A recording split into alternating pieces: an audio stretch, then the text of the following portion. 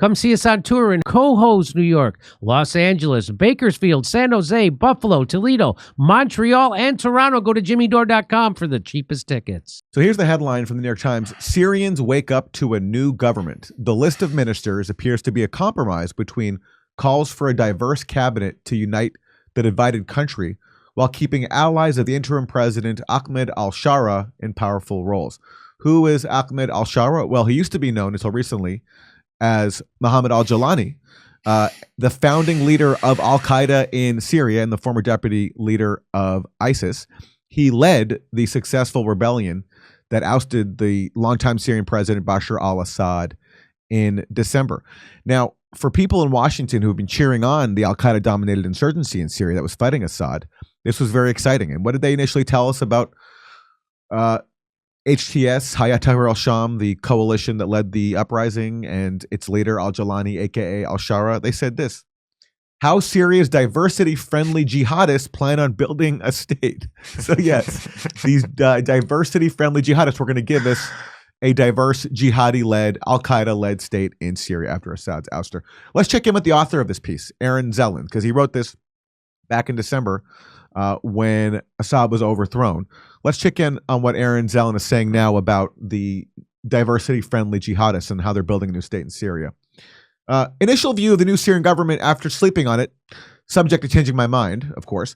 All of the key portfolios remain in the hands of HTS guys, foreign affairs, defense, interior, justice. So the diversity-friendly jihadists, shockingly, don't have any diversity when it comes to the most important portfolios: foreign affairs, defense, interior, justice. All of those go to HTS guys. And what does HTS stands for? That's Hayat Tahrir al-Sham, aka al-Qaeda. They used to be called something else, al-Nusra in Syria. They changed their name to HTS, but it's all the same people, including the founding leader of al-Qaeda in Syria, al-Jawlani, as the government's leader. Outside of that, it's a very technocratic, and as people from all the main ethnic religious groups, still a bit disappointing that there was only one woman minister, though. So after all that, the diversity-friendly jihadists managed to find only one woman to occupy a ministerial role. So to discuss Syria's new government in the post-Assad area, let's bring in our guest, Kevork Almassian.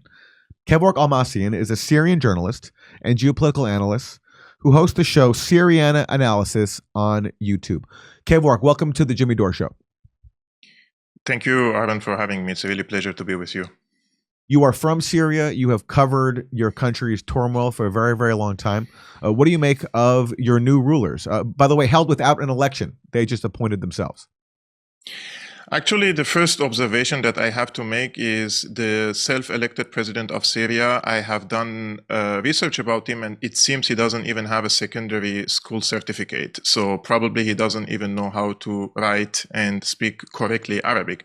In any ways, nowadays we have a government dominated by Hayat Tahrir al-Sham, or formerly known Nusra Front. Most of the ministers are affiliated with HTS or they are endorsed by HTS. Now, on the outlook, they always try to speak about diversity, inclusivity, because the handlers of Abu Muhammad al-Jawlani, especially in the Democratic wing in the US establishment, they have been pushing this script on Abu Muhammad al-Jawlani since he took over Aleppo in November, December 2024.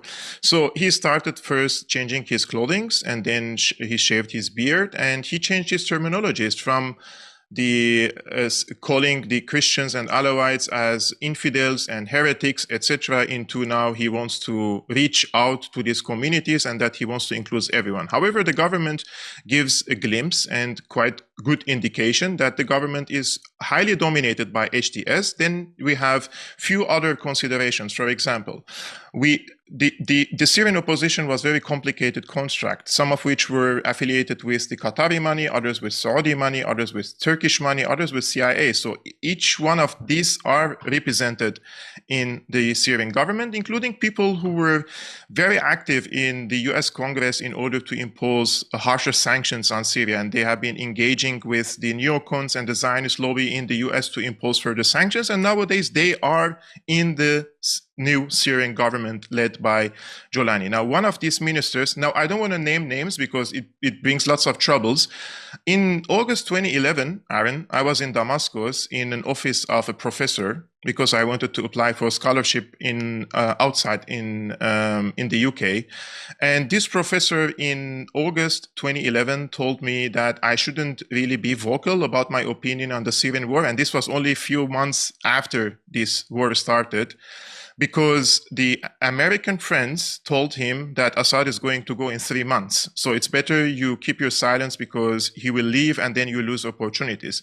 And there was another person sitting there. He told me, you need to listen to your professor. And this person who told me you need to listen to your professor is now in the government of Abu Muhammad al-Jolani, because they all had these ties from the beginning, receiving messages and signals from the US and from think tanks, for example, the John McCain Institute and others, that Assad's days were numbered. So they have engaged in this, let's say, mercenary opposition work for a really long time, and they have made big careers from this conflict. One other minister in this cabinet, this person vows that will open all the documents now about myself as well, that this person wants to prove that I was on the payroll of Assad, and I would like to offer my support as well to this minister, that I would come and help this person in Damascus if it is required. They will not find nothing. However, you can see that nowadays we have a really, I would say, kakistocracy. The worst of the worst in the Syrian society have become in a position of power. Therefore, I really don't have much of a hope in the future of Syria as a nation state. It will definitely go into further disintegration, probably federalism, and in worst case scenario, complete disintegration and mini states in Syria. Now, one of the conditions that the U.S. has put forward to Syria in order to have the sanctions lifted, these sanctions that have crippled Syria's economy and caused so much misery. And now, funnily enough, the same people who advocated these sanctions for so long are now begging the U.S. to lift them, because now that Assad is gone, they have to acknowledge that these sanctions hurt the population, not Assad's inner circle, but they hurt the Syrian people. But one of the conditions that the U.S. has laid out to have the sanctions removed is that the government has to basically remove all these foreign jihadis that are a major part of the movement that swept Assad from power. Is the new government living up to that condition? Actually, when we see the footage of the recent massacres in Syria, we notice that a considerable number of the people who committed these crimes were multinational, especially from Central Asian countries.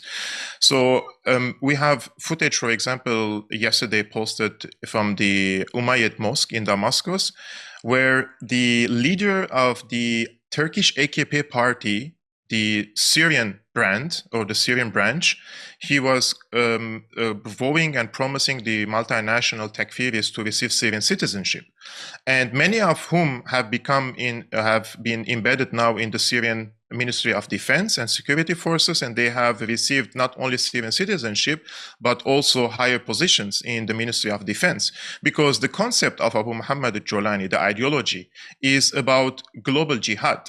Despite his cosmetic, let's say, abandoning of Al-Qaeda, he believes in a global jihad which could or would, let's say, spread their so-called caliphate around the world. Therefore, it makes sense for them to accept these multinational Takfiris from all around the world, because this is a collective struggle against all the world. This is not something that is exclusive to Syria. Therefore, I think that if Jolani tries to sideline or try to degrade the influence of these multinationals, he will definitely be taken out of power, because already these multinationals aren't really happy with the recent, let's say, rhetorical approach of Abu Muhammad Jolani, that he wants to have an inclusive government, diversity friendly, and he's not only wearing a suit, because remember, suit is from the Levant, but the tie is European. So he's even sending signals to the outside world that he has become modernized and secularized, etc., etc. So he's already receiving criticism from these multinational Takfiris in the country. And if he takes a step against them, those are 30% of HTS. So we're talking about at least like 7,000 to 10,000 multinational Takfiris. So it's going to be a civil war in the country, and he has no power to, let's say, military power to start a civil war among these HTS groups. Therefore, he will absorb them, assimilate them into the Syrian society.